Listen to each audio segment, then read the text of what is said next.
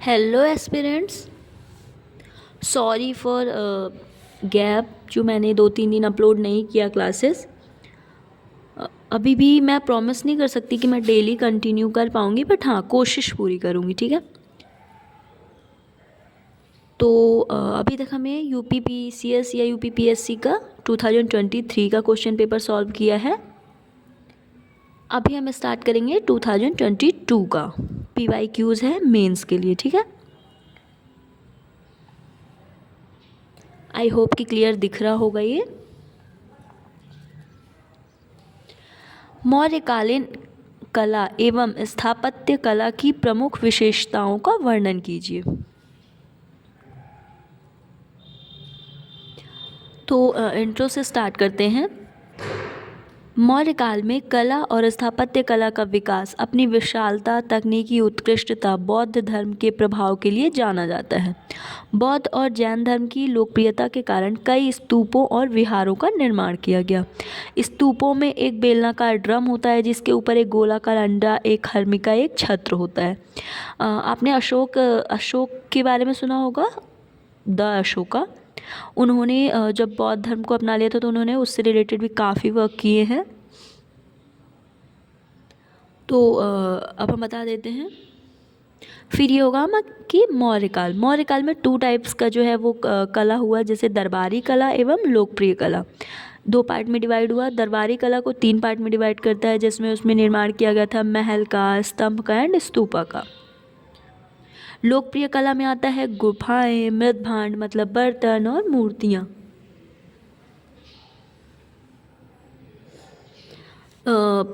मतलब मैं ये जो मैंने फिगर बनाया हुआ है, जो आपको ये इमेज दिख रही है, मैंने कोशिश की है, जैसे ये है हमारा स्तंभ। ये स्तंभ है, जैसे यहाँ पे पशु आकृति होती है, फिर चौकी, फिर यहाँ पे उल्टा कमल मतलब लोटस, इसको कंठ बोलते हैं, इसको मेखला बोलते हैं और इसको तना बोलते हैं। ये हो गया हमारा स्तंभ। और ये हो गया हमारा स्तूपा। जैसे ये देखिए, ये अंडाकार जो आकृति है, छत्र, यष्टि, हर्मिका, अंड, मेधी, वेदिका, प्रदक्षिणा पथ, प्रवेश द्वार मतलब जहाँ से एंट्री गेट होती है, इसको तोरण बोलते हैं।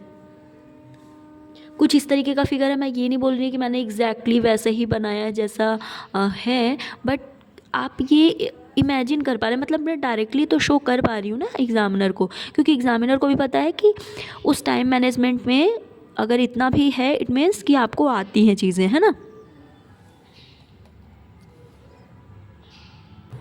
क्योंकि मौर्यकालीन कला की विशेषताएं पूछा था, तो ये हमारी विशेषताएं हैं। पाषाण स्तंभ, ये बलुआ पत्थर से बने जटिल नक्काशी शिलालेख होते हैं। पॉलिश की हुई मूर्तियाँ, चिकनी सतहों के साथ यथार्थवाद और सूक्ष्म विवरणों पर जोर दिया गया है।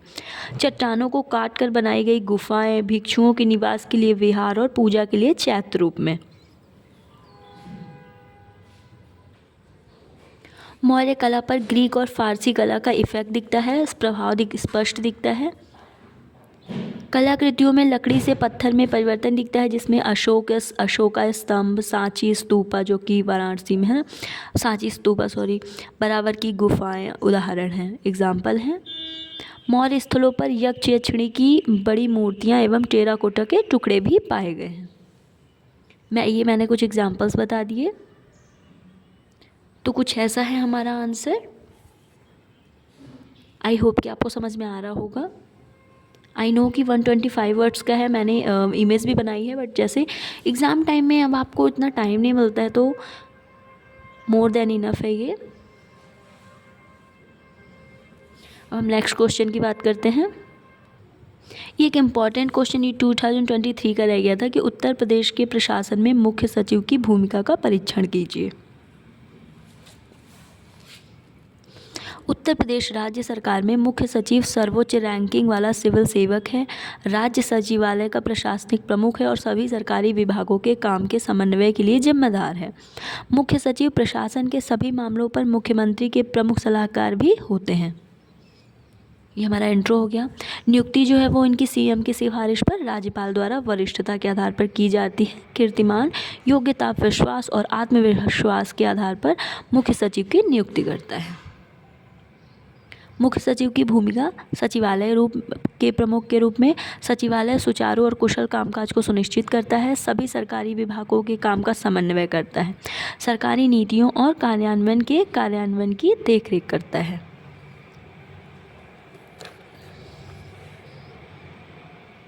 प्रशासन के सभी मामलों पर सीएम को सलाह और सहायता प्रदान करता है, मुख्यमंत्री के प्रधान सलाहकार के रूप में।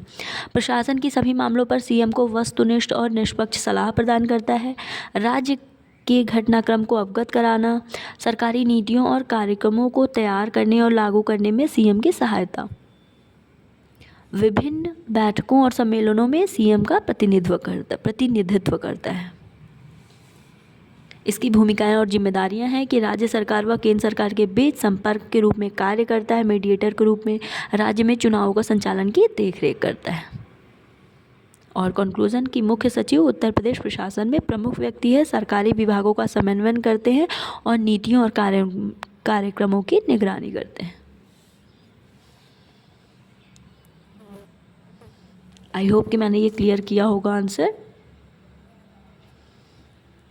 As a sample paper. I hope कि समझ में आया होगा। Okay for today, thank you so much.